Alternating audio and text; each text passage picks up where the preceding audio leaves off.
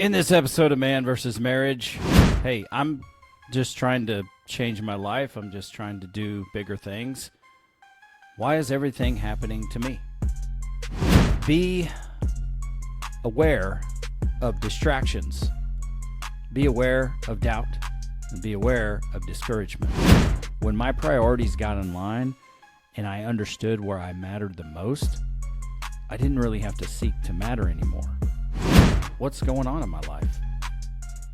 Why is everything against me?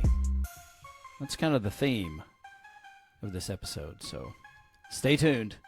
We will be right back.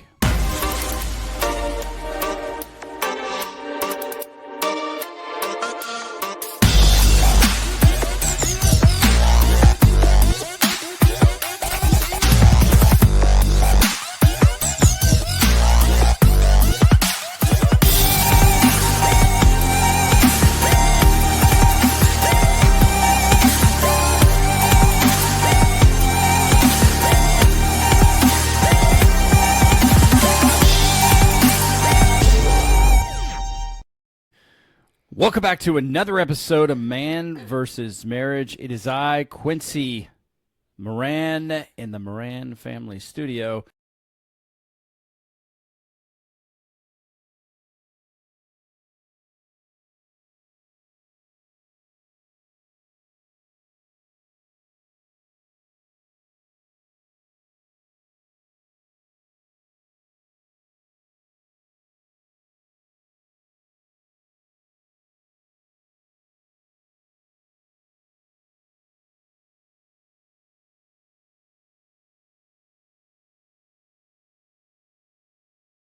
As the video, like the intro, for those of you that are just on audio only, at the end of the intro music and video, it says, now is the time to change your life. And that is absolutely true. Do not wait until tomorrow. Today is your day.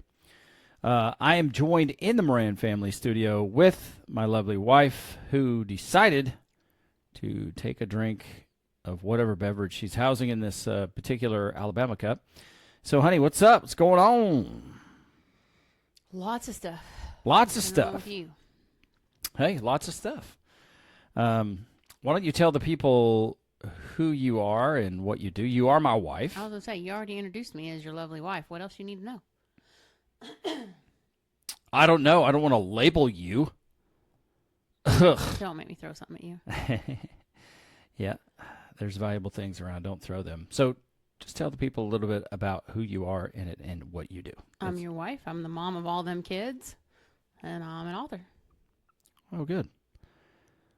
Well, if you don't know me, my name is Quincy Moran, as I have announced earlier at the beginning of this great program. Married to that beautiful woman on screen and whose voice you've heard. Going on 26 years at the time of this recording. We have 8 children, all but adults now.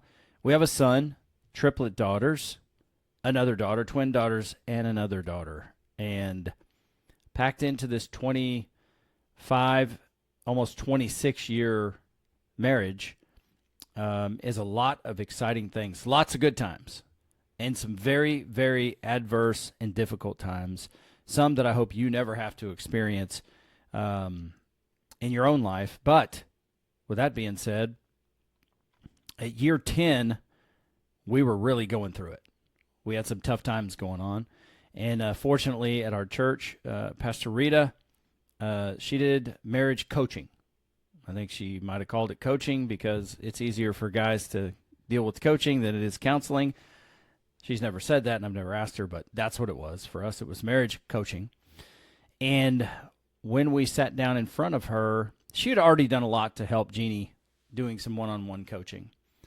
When we sat down in front of her, I got to tell you, it dramatically changed the course of our relationship, our marriage, and our journey. Because when we were going to get married, we had an idea of what it was going to be. And we wanted it to be awesome. Then we got married, and we're like, oh, crap, what are we supposed to do? And so we started to fumble our way through, as you do when you are a newlywed. But a series of fortunate and unfortunate events happened within that first decade, and we had become roommates out of necessity to survive what we were going through in life. And when I tell you what we were going through in life, for the longtime listeners, just bear with me just a minute. For the new listeners, okay, we got married. We were both told we couldn't have kids, and then obviously that changed. My test was read wrong, and they were just wrong about Jeannie. And our first child was born. We had a son, Hunter Wayne Moran, and he was born with microtia, so he kind of began this journey in life with some challenges. He was hard of hearing. Later on, he would be diagnosed with autism, and thus would be a very difficult part of our journey throughout his 24-year life. Lots of great times, some extremely difficult times. Our triplets were born, and Jeannie was in the hospital for 6 weeks, no windows, just medication every day, trying to keep those babies in as long as possible. They were born, and then they went into intensive care. And as a brand new parent, it's crazy enough having one child and then to go to 4 children, and 3 of those children to be put, in intensive care in order to survive, to bring them home, was more traumatic than I realized. I was just going with the flow. There was nothing else to do. Oh, you forget though, they were in 2 different ICUs, an hour and a half away from each other. Well, that happened a little bit later because Hannah... She was 7 months old. Yeah, of course, it happened later. After that, she did... 2 of the girls were born with a brain bleed, and so to various degrees that affected their life, which turned into brain surgeries. And the future of that became 20 plus with epilepsy or seizures involved. And then, the next pregnancy was no problem. That child actually stayed in. Our middle daughter, if you will, if there is a such thing as middle of 8, she stayed in for, she'd probably still be in there if we didn't get her out of there. But she had her pregnancy, Jeannie's pregnancy was much different at that time. And then we got pregnant again, and it was with twins. And more girls, and those girls ended up in the ICU or the NICU. And so here we were revisiting that situation again. Being that we had such a large family, when the kids were young, we needed help. So we got help from our friends at church. Little did we know that during the process of getting help, taking them in, struggling financially, but giving them a roof over their head, that their children that were babysitting our children were sexually molesting our children. We had no idea until it came out. And then you fast forward a little bit further, and now we have the diagnosis of, we thought one of our daughters that had dealt with brain surgery was autistic. Jeannie took the kids by herself while I was working to the doctor, and lo and behold, the doctor, probably in a very insensitive way, but really didn't think about it, said, just a very nonchalant way. I don't know about this kid, but that kid over there definitely has autism. So now the number is 3 with autism, and our world is spinning. So we have all these different layers of adversity with seizures, brain surgery, autism, losing our house. Our kids are sexually molested. And we got pregnant again with baby number 8. And then baby number 8 came along. And things were crazy. There was good crazy. There were wonderful people that surrounded us to help us that really changed the course of our life. But during that time, Jeannie, at around the 10-year mark, she started to lose herself and slipped into depression. And I was working consistently, just trying to do everything I could to bring every dollar into the household, because the communication that Jeannie and I were in was, I need to go work more. I need to make more money. And my priorities were wrong. And our communication wasn't right. And so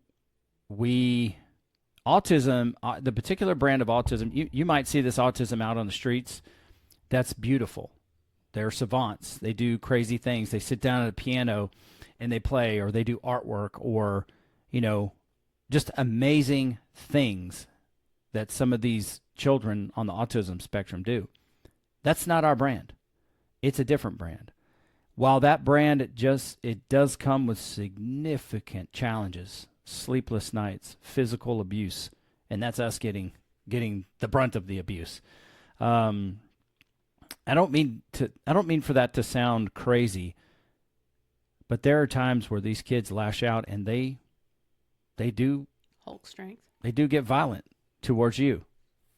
And it might be because there's something they want and they cannot articulate it, or they might just be mad and have no self-control. Ours was because a lot of time when she was little, it's because she didn't feel good and didn't know how to tell me. And so, yes, that's true. And so at that point, as we were moving along in our marriage, it was absolute survival mode. And I know just the first night that I met Jeannie, on so many levels we clicked. I mean, we just clicked. What we wanted, our number one thing in our life at the time was faith and church and God and the Bible. We wanted a relationship. We wanted family. We loved sports. We loved, both of us loved to fish. Just so many different levels on where we were so compatible and excited to meet each other. Like, I've been waiting on you all my 19 years. All these years I've been waiting, and I met you. And I tell people we were hand in glove from then on. And it had gotten to the point where we were not the people we set out to be. And our marriage was not where we envisioned it being. And that is because of some very challenging circumstances. We really didn't have anybody to relate to, whether for whatever reason. I mean, my parents had 4 kids, between 2 marriages, and it is what it was. But with all that, as we went through all those things and,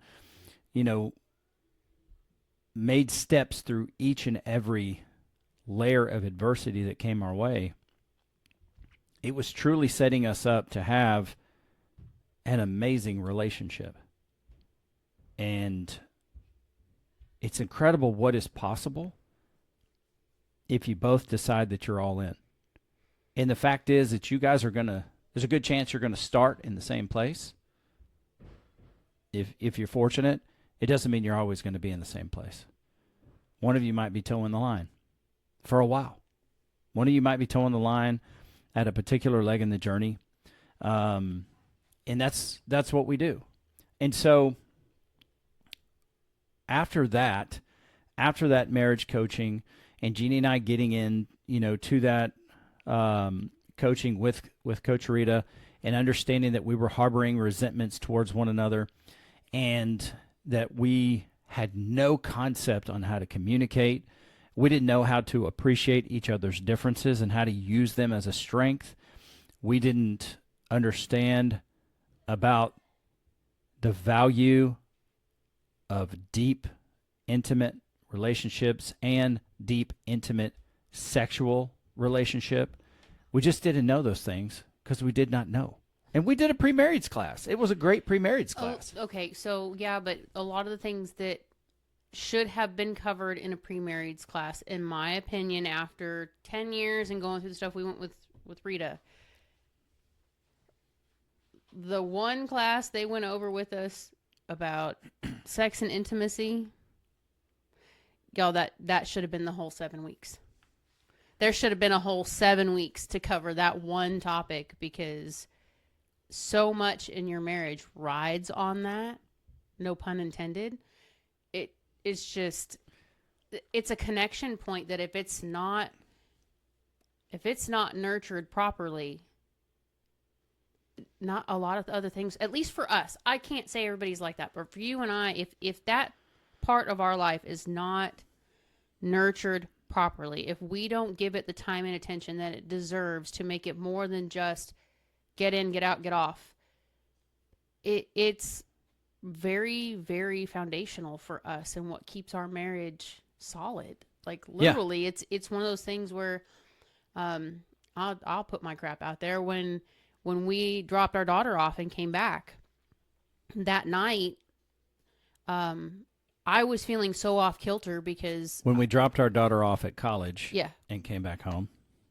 Sorry. When we came back home that night, I was already off kilter because we had left our youngest 3 hours away from home, and I was not prepared.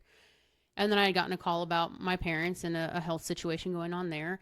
And I was in so much turmoil physically and emotionally. I had to come to Quincy and say, I need you to do this for me, because I need to not think about these other things. And I need to focus on us. I need to know that the nucleus of everything for me is solid. I need that connection. And then I can work through the other stuff. And truth be told, that's usually what Quincy does when something's going haywire, is come to me and say, I need this from you, because things are just not working right. But as long as that in itself and that connection is solid, it makes it a lot easier to just breathe through, and we're good. Yeah. If we're good, I can compartmentalize and I can deal with one thing at a time. If we are not good and all these other things are going to shit, we have a problem. Well, the truth is that it is one of the center point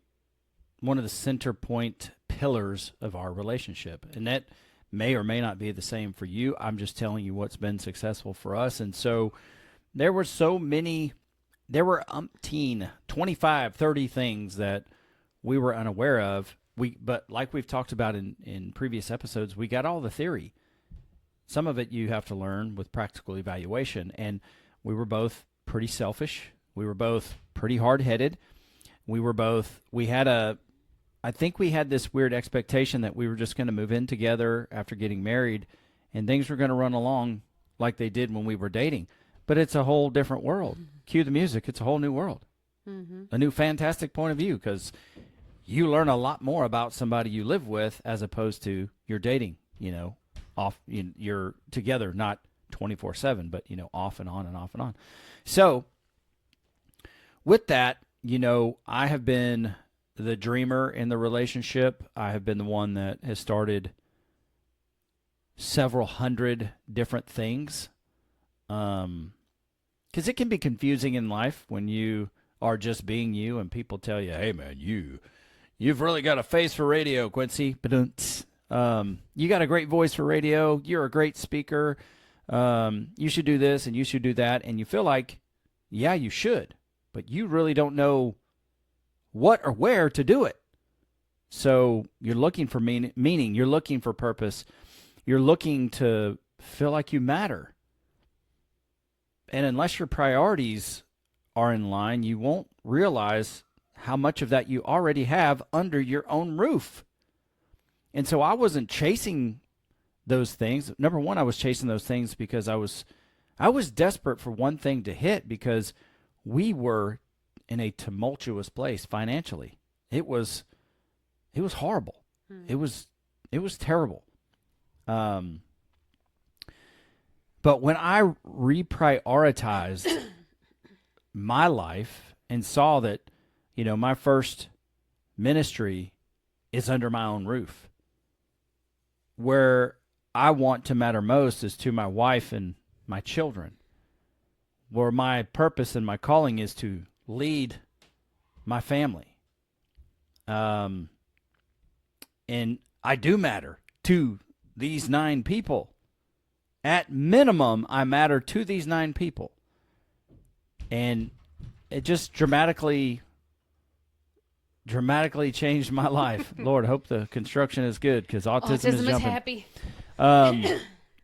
So, that's where it was. And I thank God for those things I was a part of, because here's the guy that I was, okay? I was the guy that if a friend said, oh, I've always wanted to do this, I would say, let's start today.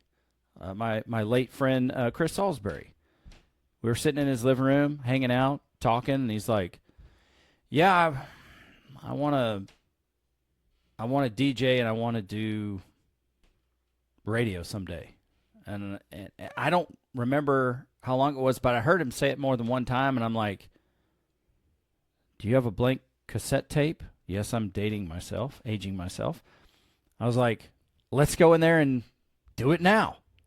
And I wish I had that first cassette, because we let Rochelle listen to it, and she was like, and I was trying to be so formal and, cover my accent up, and, hey, this is Quincy, on whatever. And she was like, "Oh, you have such a nice voice. It put me to sleep." I was like, "I don't really put people to sleep."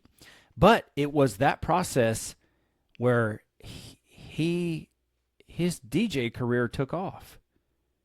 He did the work. I just was able to show him what was possible. I have the Smiley Face Pajamas cassette somewhere. I just thought about it. I have it in one of our. Do you? I do. Oh, how fun would that be to get that? I don't know which box it's in, but I know I have it. Oh, we got to find it and get it sent off and get it made digital. That would be so fun. And so that turned into real life music. And one of my best good friends on the planet was Chris. And for a long time, we would do the show in his garage.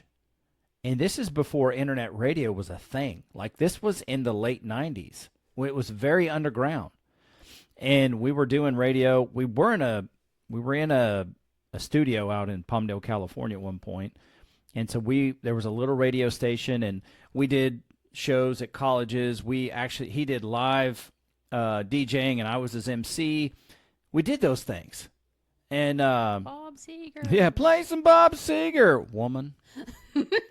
God, if there was ever time for lightning to strike, now's the time. And I don't care if it's me or her, but strike. But we ended up moving back out of the radio studio. There were some issues with the FCC, and we continued to do live radio, in his garage. And then when we were shutting it down, we really had no idea who was listening at the time. But we actually had people call in the late 90s, like early 2000s, and talk to us about how our show changed their life. And it was a pro show. I mean, it was a professional show. And he ended up moving to Kansas, and we did the show for a little while after that, and then my life just got so busy I couldn't do it. But I would be, you had cordless telephones at your house. I would have my phone up to my ear and a microphone recording into a computer. He would do the same, and then I'd upload the files and send them to him. He would mix them and remaster them, and there was real life music, the best music this side of the cross. I need to make a shirt. Anyway, Shocker. And so that, in large part, if there's any success to what I do now or anything that prepared me for what I'm doing now, it would be Chris. He had a hand in that because I thought I was building something, helping show him, but he also allowed me to be me. And we had famous people. I don't know how we did it. We had famous people on the show. And then his ultimate, like, one of the proprietors of Christian dance music that was probably the most worldwide, the most popular. I called down to his office in LA one day, and I was like, "Hey, can I talk to so-and-so?" And they let me talk to him for some reason. And I was like, "Hey, my buddy is getting married, and we want to have his bachelor party at your studio, and maybe you guys could mix music together." And that's what we did. And nobody but me and Chris cared. But it was amazing. And so there were more times than that I did that. I was trying to start those things because I wanted to matter. All that to say is that when my priorities got in line and I understood where I mattered the most, I didn't really have to seek to matter anymore. Then I could just, and I was hesitant to start this podcast because I had just like geared down and stopped doing stuff. But I was compelled, just because of how much our marriage changed, to put it together and to pay it forward. And I thought I was bringing this podcast to introduce Coach Rita to the world. And it did not work out that way. But it has been an amazing ride for us, and we have used this podcast as therapy. Like, there's some serious arguments on this podcast, but there's also some amazing moments on the podcast too, where we've just connected and we brought that to you guys. I think the heated arguments might have been big, amazing moments too, because some people listened to that and was like, "Oh my God, you guys really argue, like you really fight." Well, yeah, that's what we've been trying to tell you. This is This is not pre-planned. Sometimes this is, all right, we're going to hash it. We got to record. Okay, well, we're going to hash it while we record then. If you want proof, if you want, as they say these days, if you want the receipts, look for 2 episodes. Who decides when we have sex? Go have a good time, because it gets pretty spicy. But And not in the sexy kind of way. not in the sexy kind of way, but the fruit of that, what's come from that episode, or those episodes, stop it. Actually, don't stop, but cut that out. Has been life-changing for us. It's a fact. If it's not true, say it's not true. I've got no bones about it if you disagree. I'm talking to you, Jeannie. I'm trying to get out of the dirty mindset. Hold on. No, I agree with you. You said too many things in a row that my 12-year-old brain went ding, ding, ding, ding. Once it's there, there's just no getting away from I it. know. You know? And For and me then too. you told me to stop it, so you knew where I was going with it. You should have just stopped. Okay. Your Well, fault. we are 25 minutes into this introduction. Sorry, honey, I accidentally kicked you off the stage. But it's important that even at 25 minutes in, we talk about this, because you are made for something more. You are called by your Creator to play a role in the lives of other people. But we all want to, I can't say all of us.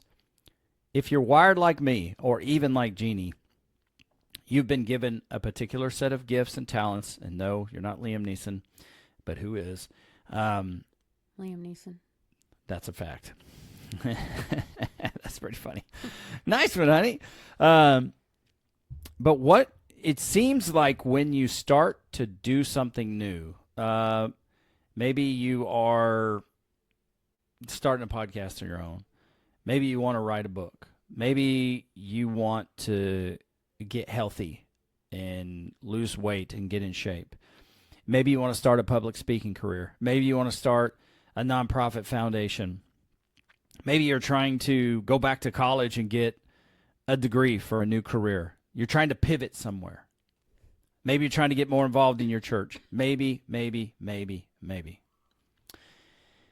There are 3 things that I want to make you aware of, and I'm going to do my best to articulate this to you because I suffer from bouts of this myself. And I'm going to start this by saying, whatever you are set to accomplish in this life, there is an enemy who does not want you to accomplish that.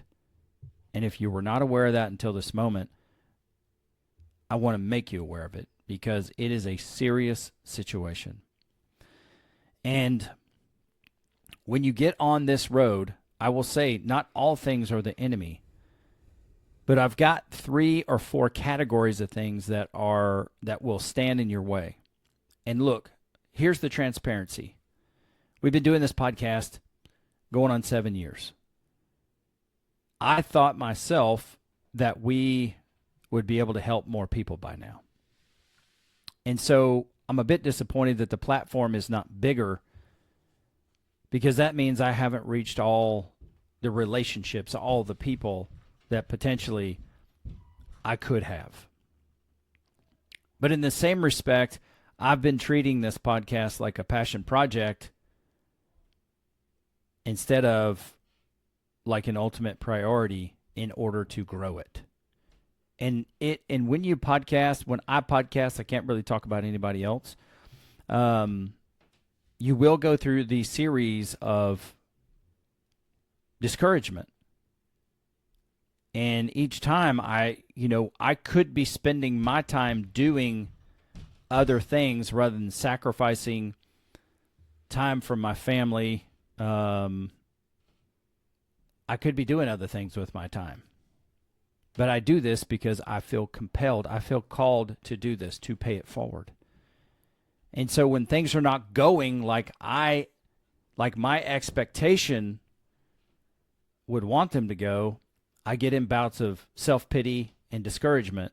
And I have to ask myself, God, do you really want me to do this? Because some of those scriptures, come to mind. It's like, hey, paraphrasing, If God builds the house, he's going to fill it. And hey, just to be very candid, I was talking to another podcaster that was on my show, and he thought I had millions of downloads. And I was like, nah, brah, I don't. And he was somewhat surprised, and I was embarrassed. Just flat out. Vulnerability at minute 30.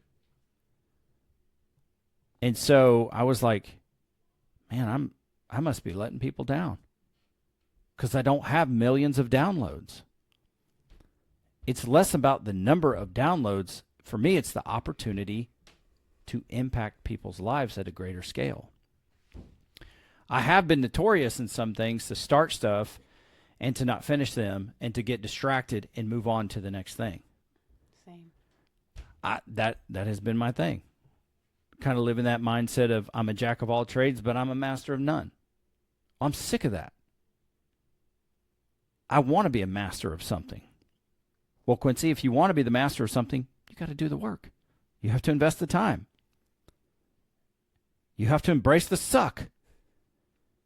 You need to do what's necessary. And recently I've told Jeannie, it's like, look, in my professional life, I've been very blessed. I feel like out there, I'm accomplishing things. I'm taking no glory away from God, but out there in the field, and what I do, I'm willing to be a killer. And I mean that in a metaphorical sense. I'm willing to do what it takes to earn what needs to be earned. I'm willing to put the time and energy and the effort in. And I'm also out there willing to do it because what is ultimate to me is not to go out and make the most dollars. It's to make the most impact to people. And somehow the dollars follow. They don't always follow, but I'm on a good streak.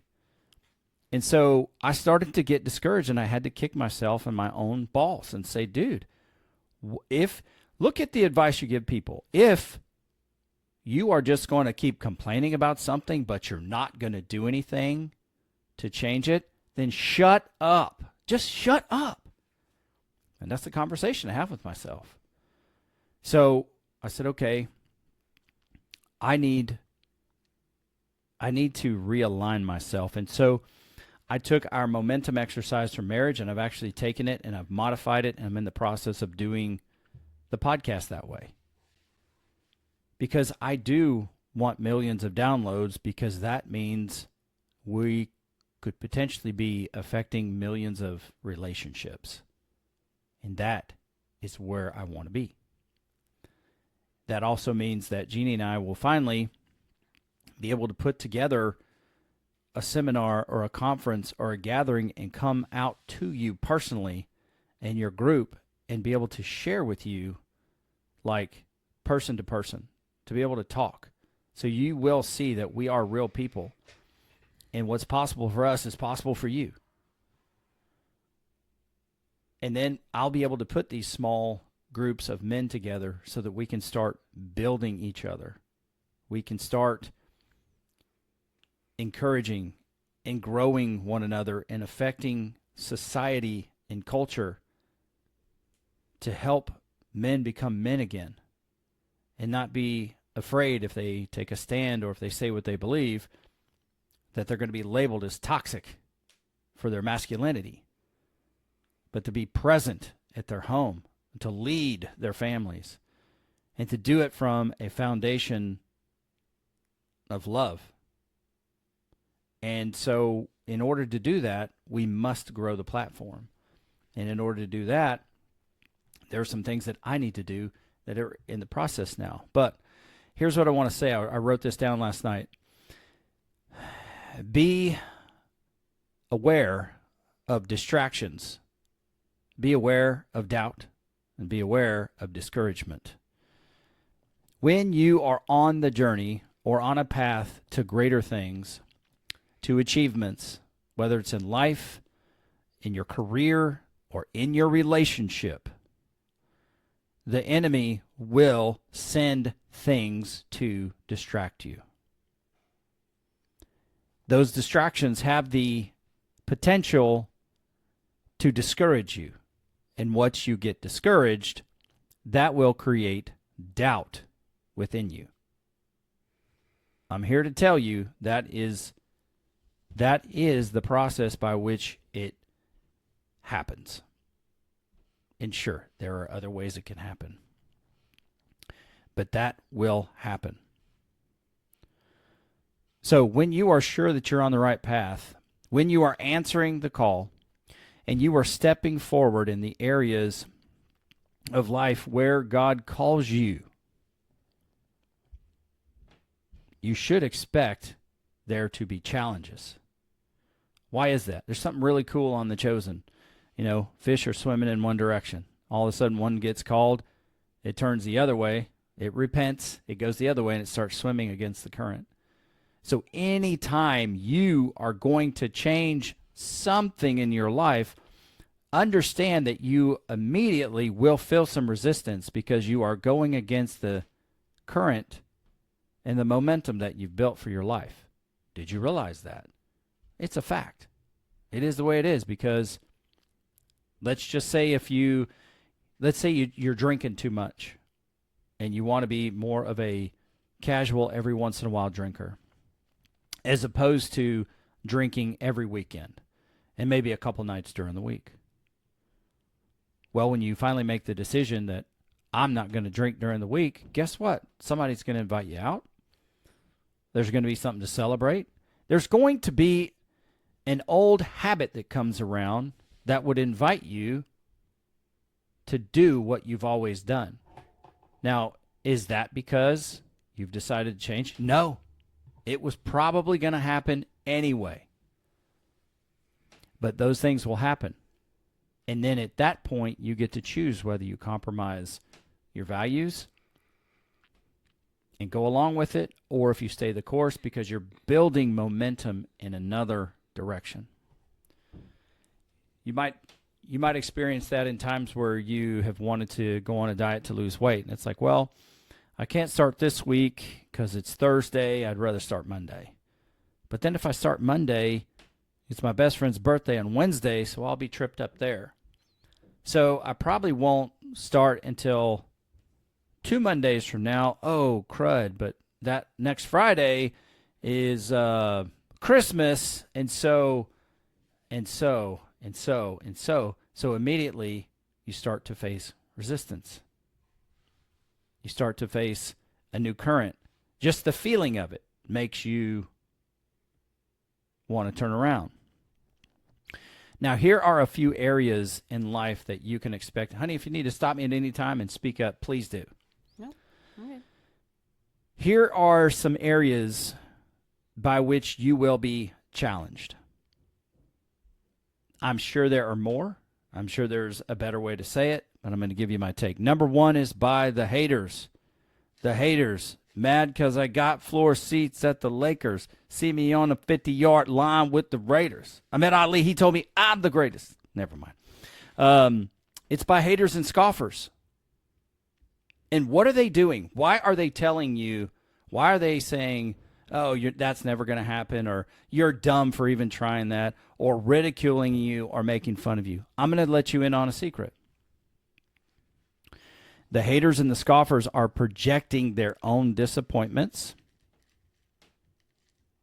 their own discouragements, and their own doubts on you. They're projecting their failures. They're projecting their fears. They're throwing those on you because it's happened to them. That's what happens. Now, look at the next one, the enemy. We could classify the enemy as a hater. As my girls would say, he's a D1 hater. You know what D1 means, honey? Mm-mm. Division I, like college athletics. At least I hope that's it. Here's the thing is that when it comes to the enemy, he has no new tricks. It's all the same. Go all the way back to the garden. If you don't read the Bible, you're not a Christian, you may not know the story of Adam and Eve. So just listen along if you don't mind. Give me a minute or two of your time. So God made man, and then from man, God made woman. And their daily practice was to walk in the cool of the day in the garden to learn, to experience life together with God. So they were all day together in the garden. They walked with God in the cool of the day. And the Bible tells us that man was made in God's image. Okay, well, if woman, was made, then mankind, humankind, was made in God's image. So what did the enemy do? The enemy would sow seeds by distracting them, by sowing seeds of discouragement, would sow seeds of doubt. How do you do that? He said, hey, there's this one tree that God doesn't want you to eat. You know why he doesn't want you to eat it? Because if you eat it, you're going to be just like him. You will be like him. But if you rewind the tape, what did the Word say? What did God say about man? They were already like him. So they must have had some kind of FOMO. First couple in the world, FOMO. So he sowed seeds into them. And, a lot of times I think when you're a little kid, it's like you think Adam and Eve are standing there and the devil's like, yo, dude, eat that. 5 seconds, it's done. It was probably over the course of a long period of time that it took place. We don't really have a time frame, but the enemy works. He plays the long game. He sows these seeds of discourse because he does not want you to accomplish the things that God has set out for you to do, to make an impact, to reach that one person who may not otherwise be reached with an encouraging word, or to learn that they matter, or maybe to help them get on the path and get their priorities straight. So the enemy will do things in the hidden realm, and he will cause distractions for you.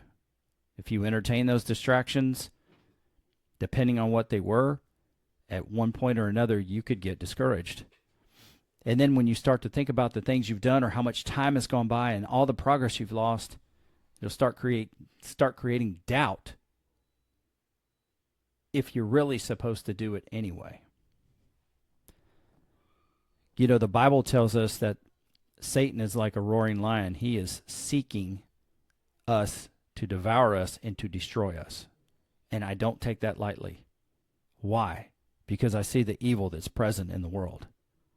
And that is the source and the resource for evil. Now, here's one more that you may not be aware of. The next one is you. You yourself might be standing in the way of your own destiny. You and your nature, the old nature, not your new nature. If you live out of your new nature, you will understand that what has happened in the past is the past, and we look to the present and to the future for those good things that are to come. Like our past is a professor that has taught us about life. But we ourselves, we can cause those seeds. We can open ourselves up. If you're watching the program, I'm holding up my telephone. We can have those distractions. We can be the source of those distractions in our life. Our past can discourage us. Our inner dialogue, our decisions we've made, the people we've hurt, the times we've lost, when we've failed, those can be discouragements for us. And we can allow doubt to start to creep in and then disillusion us about what we are really authentically here to do. And I say this with tremendous conviction. I mattered the most at home. My greatest purpose was in my home. The place where I needed to influence and build and train and teach was at home. And I was distracted. I did what I saw growing up. My dad, my papa, they were always on the move. And after, my dad got converted, he was on the move, he was working, and he was on the move for Jesus.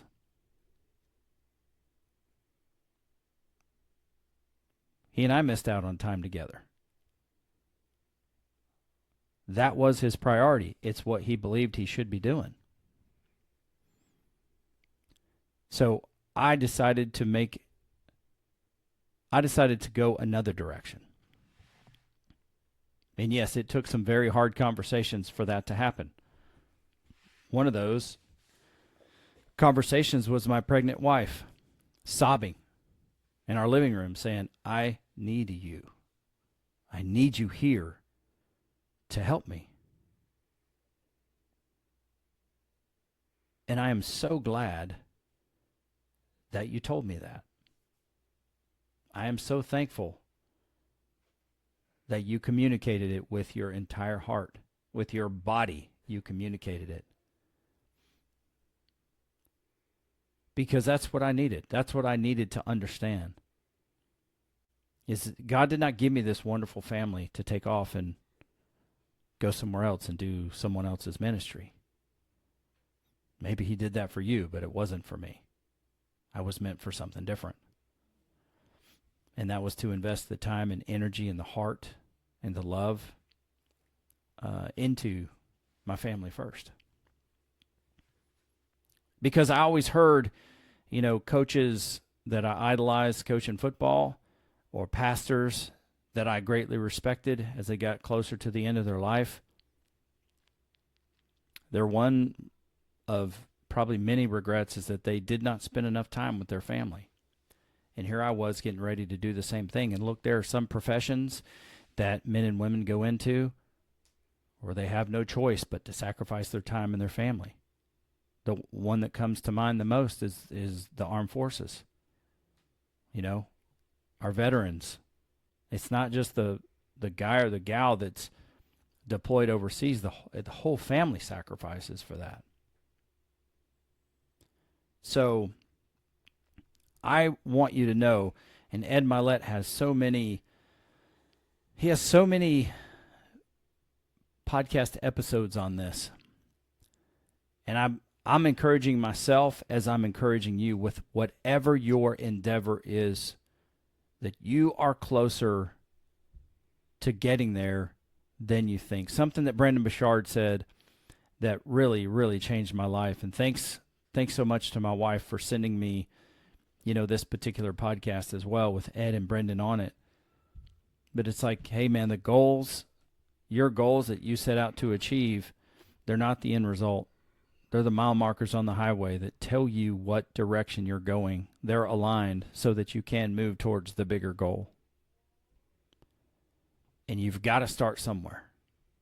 And no matter if you started or you stopped, if you have felt any of these things that we've talked about today, well, I guess I should say that I've talked about today, I encourage you to reinvest yourself and prepare for war and move forward. As Sylvester Stallone said one time, and it was such a brilliant thing, he said, endure the temporary. It's beautiful. Endure the temporary. Don't work out of desperation for the outcome. Work the rhythm. Brendon Burchard.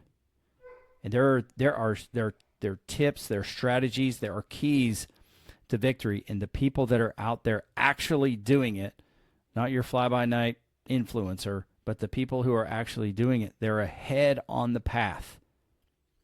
Looking back and saying, take another step. I've been there. It's possible. I'm over here where you're trying to get. This is where I am. And let me let you know that is where Jeannie and I are on this path in our relationship. We are here. We are looking back. And we're saying, hey, just be willing. Take another step. Be willing. Do another check-in. Be faithful to your momentum. Be faithful to your communication. Be faithful to your intimacy. Align your priorities in your household.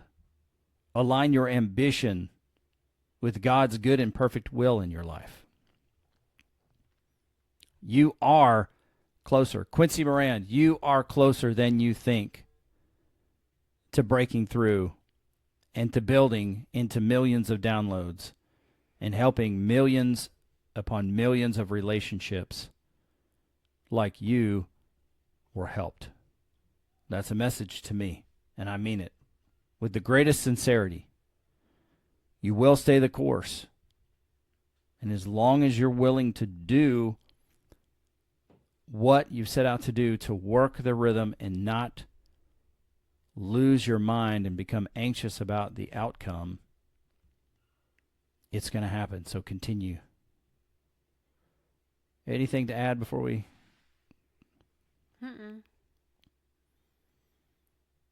Okay. I'm going to say a prayer for you, the listener, and probably selfishly, I'm going to pray for me too. So, Heavenly Father, I thank you so much for your goodness. I thank you for your faithfulness. It is here. It is ever present. I thank you for your anointing, for your love for us. And Lord, I pray for that listener out there that is in a pit of despair, that does find him or herself parked on the side of the road, physically or metaphorically, hurt, discouraged, distracted, suffering from doubt, and disappointed. And Lord, I pray that you would meet the listener wherever he or she is. Meet me where I am, Lord. We pray that you would illuminate the path. Bring the people into our lives, Lord, that would help us partner together and accomplish your good and your perfect will so that we can make a positive impact on our fellow brothers and sisters in this kingdom and push your heart forward. Lord, I pray for every single household that listens to this podcast, that you would infuse their homes with grace and mercy, forgiveness, reconciliation. Lord, I pray that they would allow your Spirit to work in their homes. Lord, I just pray that you would begin to heal wounds, that you would turn them into scars, and that we would be able to look at those scars as a victory of what we've overcome. Lord, I pray for their finances. I just pray, Lord, that you would bless their finances, Lord. Help them utilize the finances that you are providing to us, not just to fund our home and our lives, but, Lord, to further the things that we are connected to so that we can accomplish your purpose. I thank you once again for your faithfulness. And, Lord, I pray for these listeners, our audience, Lord, our family members. And I pray that you would bless each and every one of them. In Jesus' wonderful name, amen. All right. That's all I got for this episode. Honey, any final thoughts? Nope. No? No. I just talked for 20-something minutes straight. You got no thoughts? Nope. All right. Well. Should have made that one an ink pastor. Hey, let me go up here and switch the logo. Ink Pastor. This particular podcast is Ink Pastor, powered by Manvsmarriage. See, I have a... Well, you can't hear it because you're not on the headphones. Anyway, that is my lovely wife, Jeannie. And this has truly been an honor to speak to you and to let you know where I'm at, who we are, and what our goals are so that we can support you in accomplishing whatever it is that God has for you in your life. And so before we go, I want to make sure that you know what the email address is. It's Quincy@mvsmpodcast.com. That is Quincy@mvsmpodcast.com. Make sure right now, well, right after this, that you go to quincymoran.com/apparel and check out what we have to offer there. When you go to apparel, you are going to see Quincy Moran. You're going to see Man versus Marriage. You're going to see Family Famous, and soon to come, I will also put it in the show notes here, a link to Inked Pastor, which is an episode that talks, in some of the episodes that talk about faith. I guess I might have to rebrand this one into an Inked Pastor episode, but that is all for now. For Jeannie Moran, for Quincy Moran, a.k.a. the Q-Dog, this is Man versus Marriage, the podcast.